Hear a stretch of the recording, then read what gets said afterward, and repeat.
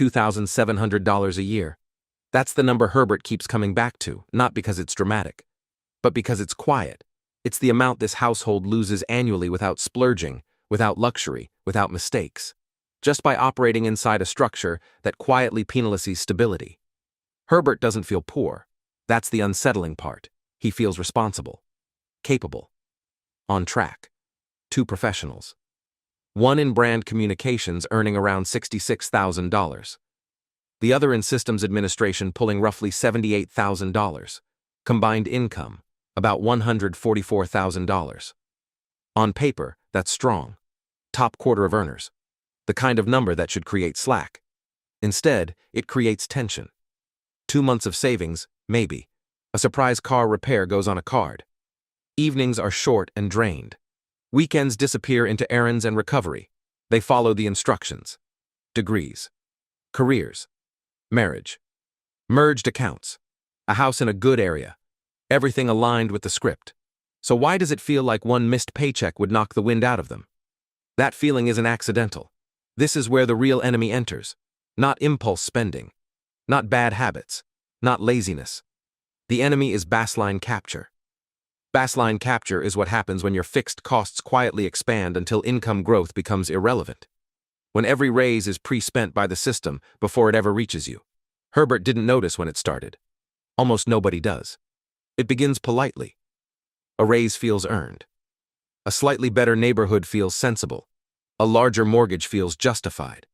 Childcare becomes non-negotiable. A second car stops being optional. Each decision makes sense in isolation. Together, they erase flexibility. That's the anchor most people never name. Fixed cost absorption.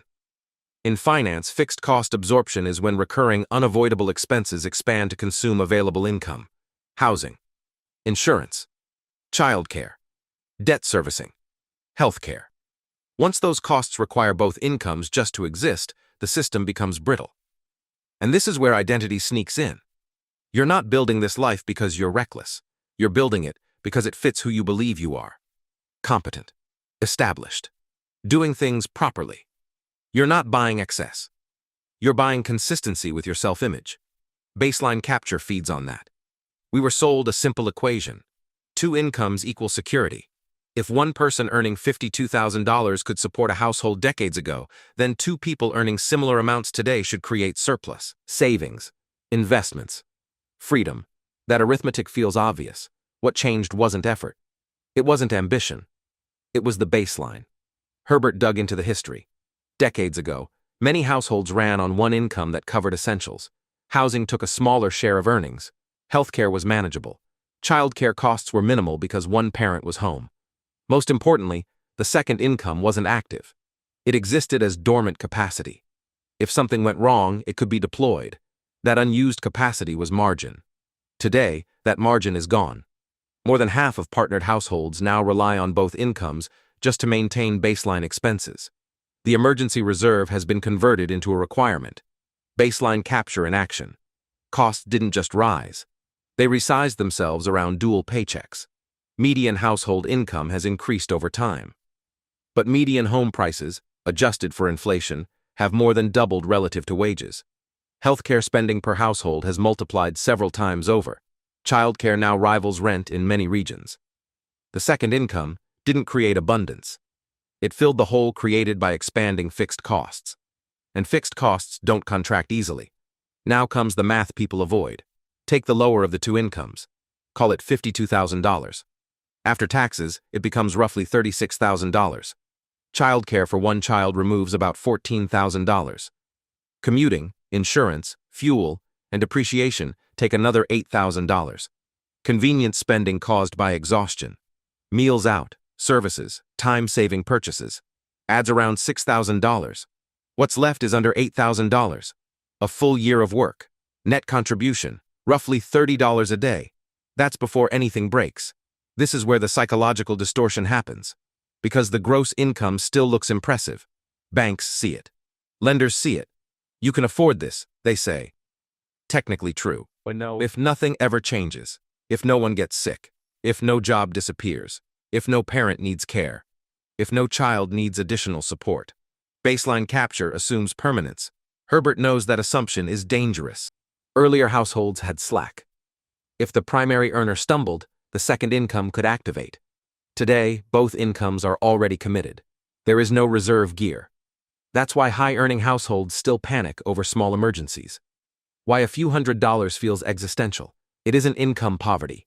It's margin poverty. And the costs consuming the second income aren't indulgent. They're structural. Housing access. Education access.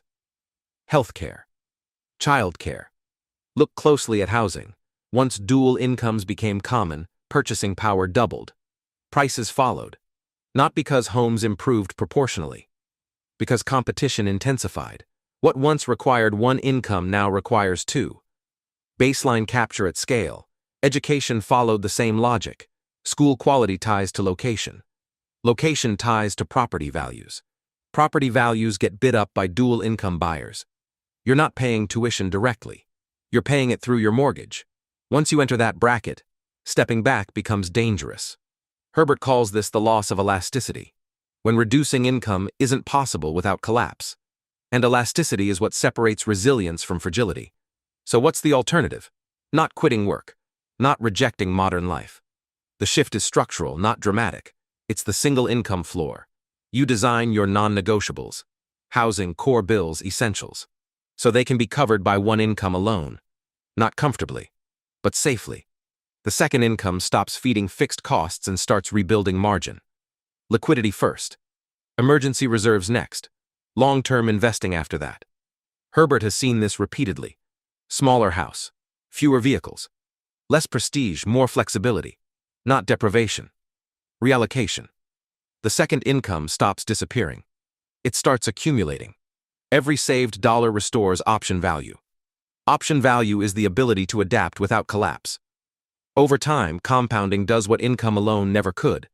5 to 10 years later, households finally get what two incomes promised but failed to deliver. Choice, not panic. Not dependency on continuity. This isn't nostalgia. It's architecture. The difference between households that feel secure and those that don't isn't earnings. It's elasticity. Herbert always returns to the same conclusion. Flexibility is wealth. Cash flow is not. Two incomes aren't better than one if both are already spent before they arrive. The households that thrive aren't the ones earning the most. They're the ones that resist baseline capture. They keep their buffer unused. They treat surplus as strategic, not celebratory. You can work your way out of many problems. But you can't out-earn a structure you don't see. Now you see it. The only remaining question is simple. Do you keep feeding the baseline? Or do you start reclaiming margin, one structural decision at a time? What are your thoughts on the financial structures that quietly trap high-earning households and strip away flexibility?